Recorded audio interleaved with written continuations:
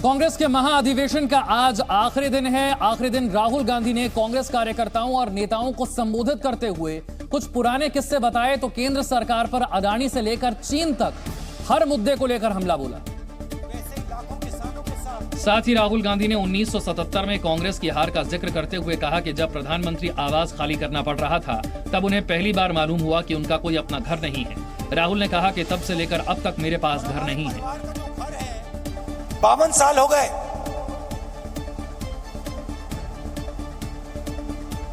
मेरे पास घर नहीं है, आज तक घर नहीं है। और हमारे परिवार का जो घर है वो इलाहाबाद में है, वो भी हमारा घर नहीं है। राहुल के इस बयान पर सोनिया गांधी भी भावुक नजर आईं। राहुल गांधी ने घर का जिक्र भारत जोड़ो यात्रा का किस्सा सुनाने के दौरान किया, जिसमें उन्होंने कांग्रेस को ही अपना परिवार बताया।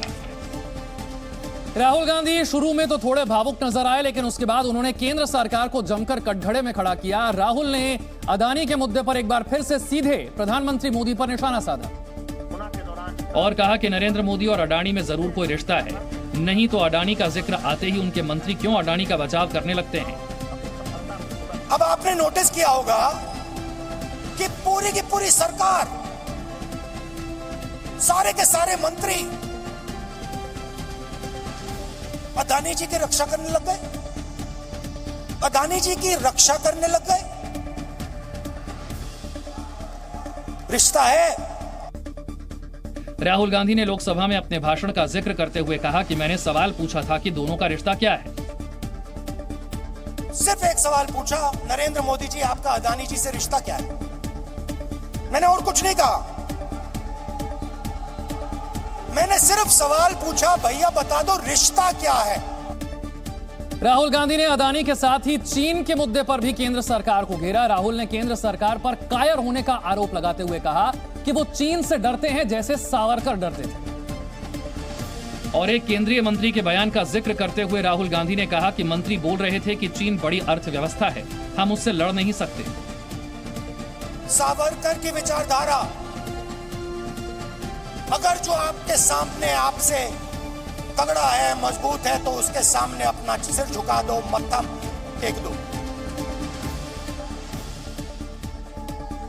हिंदुस्तान के मंत्री कह रहे हैं। राहुल गांधी ने केंद्र सरकार पर चीन से डरने का आरोप लगाते हुए कहा कि अगर चीन ताकतवर है तो क्या आप उसके सामने खड़े नहीं हो सकते? अंग्रेज भी ताकतवर थे, लेकिन हम तो उनसे लड़े भी और जीते भी।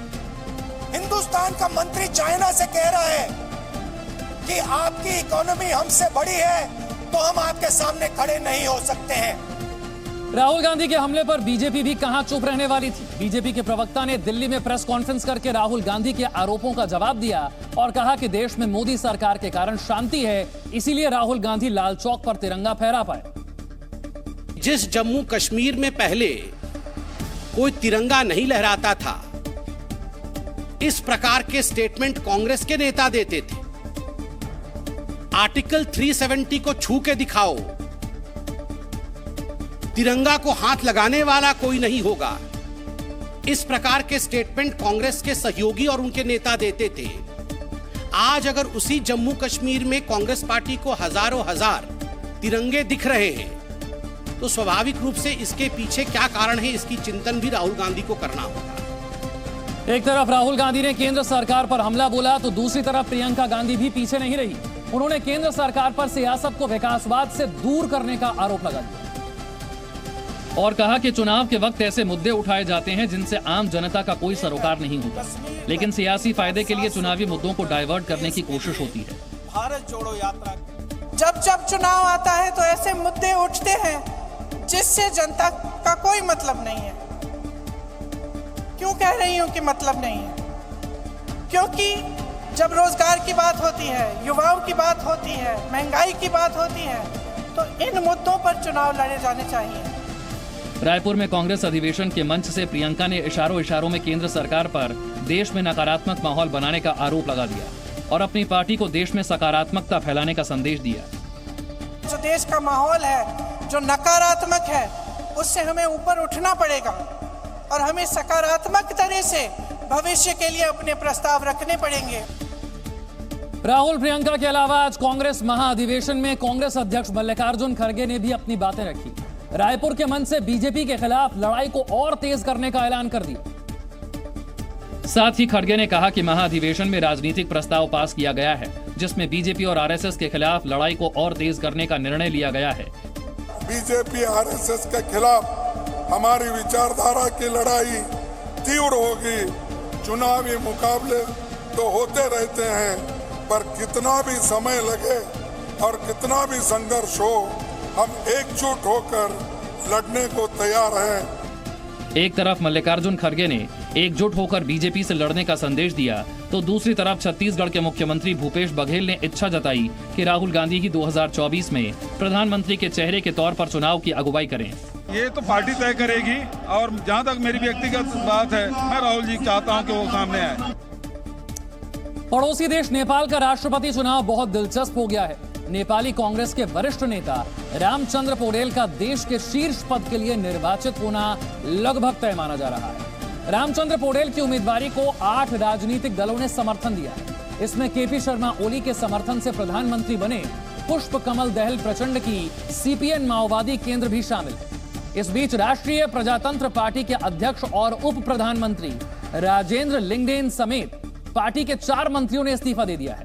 प्रचंड के रामचंद्र पौडेल को समर्थन देने से नाराज आरपीपी के मंत्रियों ने सरकार से हटने का फैसला लिया।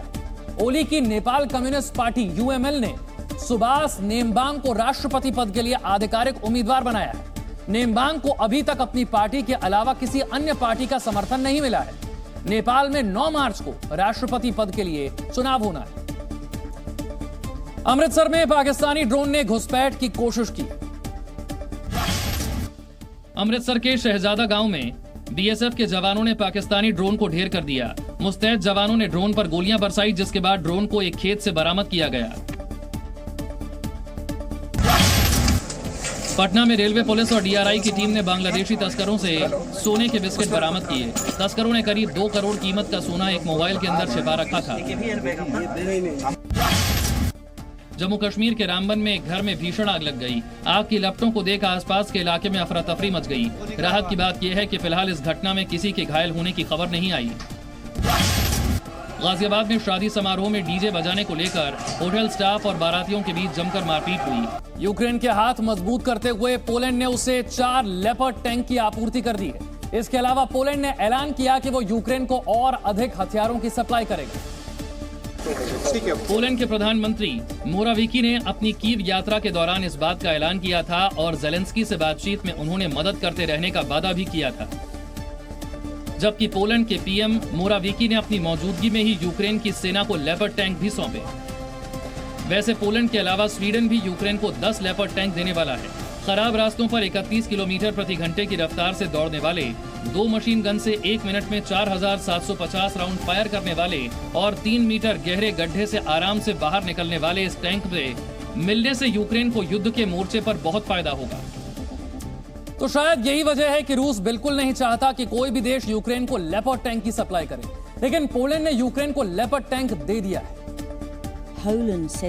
जिसके बाद बौखलाए रूस ने पाइपलाइन के रास्ते पोलैंड को होने वाली तेल की सप्लाई पर रोक लगा दी। हालांकि पोलैंड ने कहा है कि इससे कोई फर्क पड़ने वाला नहीं है।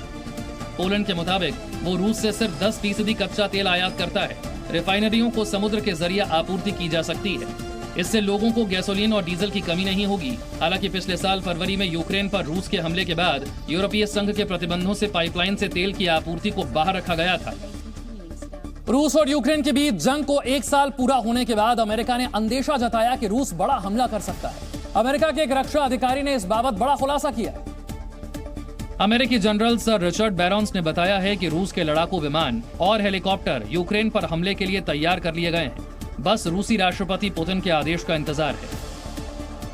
अमेरिकी जनरल ने चेतावनी दी है कि रूस अगले कुछ दिनों में यूक्रेन पर खतरनाक हवाई हमला करने की फिराक में है। इसमें रूसी वायुसेना के सैकड़ों लड़ाकू विमान और हेलीकॉप्टर हिस्सा लेंगे।